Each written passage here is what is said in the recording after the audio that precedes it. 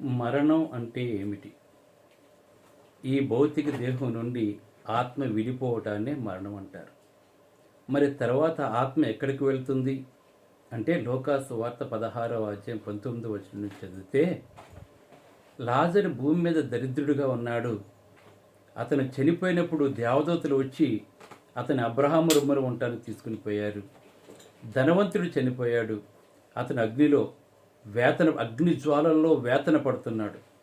అంటే మరణించిన తర్వాత మన ఆత్మలు అబ్రహాము రొమ్మున నెమ్మది పొందుతున్న లాజరు యొద్దన ఉండాలి, లేదంటే వేతన పడుతున్న ధనవంతుడు ఎక్కడైతే ఉన్నాడో అక్కడన్నా ఉండాలి. ఆ వేతనకరమైన స్థలంలోకి మనం వెళ్లకుండా ఉండాలంటే భూమి మీద ఉండగానే ప్రభువైన యేసుక్రీస్తుని దేవుని కుమారుడుగా ఒప్పుకొని బాప్తిసం పొంది దేవుడు స్వరక్తమిచ్చే సంపద తన సంఘంలో ఉండాలి. ప్రతి ఆదివారం ఆత్మతో సత్యముతో